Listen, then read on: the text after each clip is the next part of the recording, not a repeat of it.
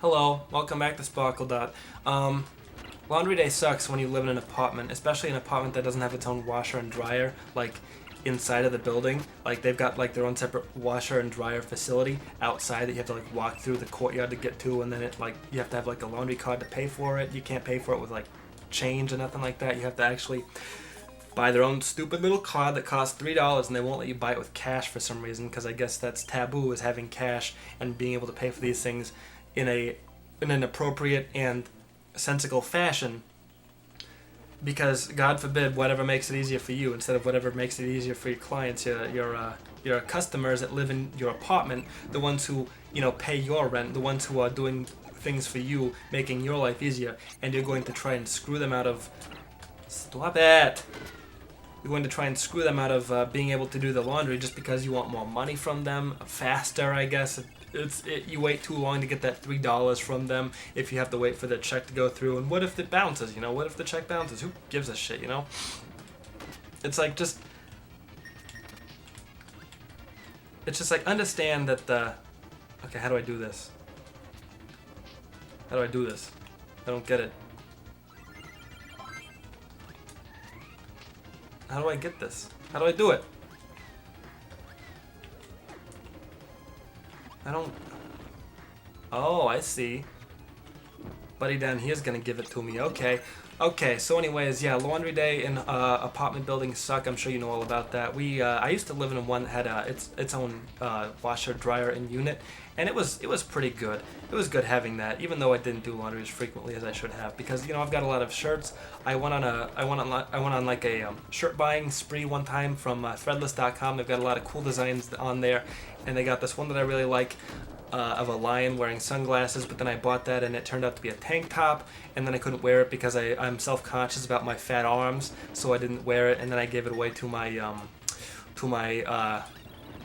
sister, who thought that it was a really cute shirt, and then I'm like, you know what, maybe I will wear that, but at that point it had turned into like an art shirt, like a painting studio shirt, where you would wear that and then it would get paint all over it when you were painting, and then you would just have to wear that all the time unless you wanted to get other shirts of yours dirty or paint covered, because that's what we do now, I guess, is just paint on our clothes. If you're a child or if you're a free spirit like these people profess to be, then they will paint on their clothes. The type of people who will climb into a river fully clothed and play around in the water and like catch fish and like give them kisses on their little fish lips and stuff like that, or who will capture frogs and then put them inside of little jaw aquariums with like sticks and leaves in there, and then they'll like die, they'll suffocate because frogs aren't supposed to be inside of tiny little boxes. What are you doing? That's ridiculous. You have to give the frog what he needs. You have to give him flies and insects, and you have to feed him fireflies or lightning bugs, depending on where you live, I guess, is depending on what you would call it. I call them lightning bugs. Some people call them flies. That's really up to you. If you want to call them, make out with a jetpack, call them whatever you want to. And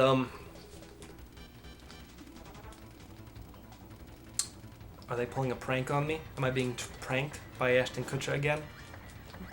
He's a real jokester, that Kutcher. He played Steve Jobs in the Jobs movie, where he ate nothing but apples all the time, because I guess Steve Jobs thought it would be funny that since he owns a company called Apple, that he should only eat apples all the time, and then that would be like a good joke. And then he turned out to get like pancreatic cancer and died from it.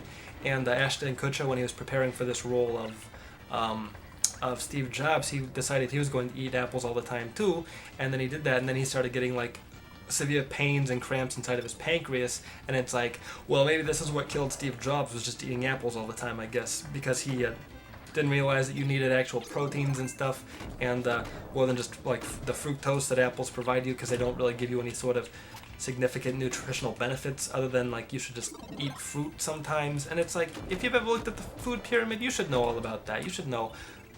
Oh my gosh, stop it! I swear to God. I swear to God. If you don't stop it, I'm gonna be really mad at you. And Ashton Kutcher was all like, yes, I got this severe pancreas problems, and I see why Steve Jobs died now. And Steve Wozniak, otherwise known as the Woz, he was like, haha, I knew he would fail. But I think Steve Wozniak's actually a better person than that. He wouldn't laugh at his old his old business partner. I don't think I think the Woz might still be on the board of Apple, but I don't think he's actually like part of the company in any significant degree anymore. In fact, I don't even know what he does, to be honest. I think maybe he gets royalties or something from Apple, and that's how he just makes money, and then he spends the rest of his time coding like some kind of nerd would do. Not that there's anything wrong with writing computer code, but if you know how to write computer code, you're probably a nerd. You probably got picked on in high school, right? You were probably teased for being either super skinny or super fat, because nerds don't tend to be anywhere in the middle. They're either like super skinny or super fat for some reason, especially the ones who like bands like My Chemical Romance and AFI, which stands for A Fire Inside, if you're not so familiar with that, or maybe 30 Seconds to Mars. That's a good band too if you like things that are terrible. Not to say that you're wrong for liking a band or nothing like that, but if you like a band like those, then you might have some pretty bad taste in music, and that's my opinion. Now, I like a band called Squirrel Nut Zippers, and I like a band called Streetlight Manifesto, and I like a band called Wax Fang. So if you like those bands, go ahead and look them up on YouTube, and you'll find out all about the good songs. All of those bands have like one good song that I like, and you can go find that on watchmojo.com. That's where you'll find it. Trust me, I've been there 100 times in the past. I know how to do these things. Like I said, I'm very savvy when it comes to internet culture. I'm very tech savvy. I'm a real tech savvy dude. I like computers. I got on Facebook. I got my mother signed up for Facebook, and she's like, "Wow, I really like Facebook. It's a good website for me to post pictures of this dog that we bought after all my kids moved out of the house, and now I've got nobody else to take care of, but I've still got motherly instincts, so I'm going to do that." And it's like, yeah, well, then you start posting pictures of me and when I was a little baby, and it's like, mother, don't be doing that sort of thing. That's very rude of you. And then I start to think, well, children these days, they're born and they're raised, and their entire life is splayed out on Facebook. Like, you can go through somebody's... If there's a person who was born, like, maybe circa 2008 or later, you can go on that person's parents' Facebook, and their entire life will be splayed out, just ready for everybody to look at, and ready for everybody to just kind of, I guess, mock. Like, if you're a kid in high school and you got, buddy, you're just hurting yourself there, fella. If you're like a kid in like junior high or high school, and you hold on, let me fix this situation right now. Oh my gosh, please stop it. Would you stop it, please? Would you like to stop it?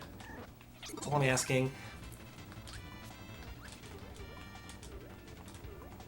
Alright, there we go. Well, not done yet, okay. So these kids probably get picked on a lot because their baby pictures or pictures of them looking sad when they were at Stone Mountain in Georgia. They're all online for other people to go and look at and like print off and like make fun. Wheels! Oh my gosh, there's wheels all over the place! Oh my gosh, this is amazing. This is my favorite day. I'm having such a ball right now. I'm having such a fun time. And then like the bullies can go on the parents' Facebook and like make fun of them, and then they can be like, yes, I'm so-and-so's best friend, and then their parents will friend them on Facebook, and it'll be like, well, mother, you shouldn't have friended that guy. He's actually a bully to me. He's very rude. He's a very rude young fella, and the fact that you would friend him so willy-nilly says a lot about you and your judgment as my mother. You have to be a little bit more mindful to me, mother, about the people that you add on Facebook, because just because they say they're my friends doesn't mean, if you've never heard of their name, because I'm not a very social person, if you've never heard me talk about them before, then I'm probably not actually friends with them, so you shouldn't be friending them, even though maybe you have some shared friends because you both do like the Longaberger thing, you both like sell baskets at house parties that you hold for other like housewives that want to like have some sort of like gainful employment, but they couldn't get into any sort of work that they wanted to, so they just started selling baskets, and I guess that was the way to do it, because baskets, they're fun. You can put them front and center on your kitchen table. You can put things like flowers and wax fruit in there, and maybe even I don't know, real fruit if you were so inclined to do that, because that's kind of what the purpose is, I think. Maybe I'm wrong, I don't know exactly, but they go and they sell these baskets, and there's even a Longaberger headquarters. If you've never seen such a thing, it's like shaped like a basket, like a real life human basket, and how preposterous to shape a building like a basket. That's silly. That's so silly. Why would you do that? That's like so silly. Anyways, They do that, and I was talking about people getting bullied on Facebook, and now I'm talking about baskets. So yeah, people get bullied on Facebook. So they go on their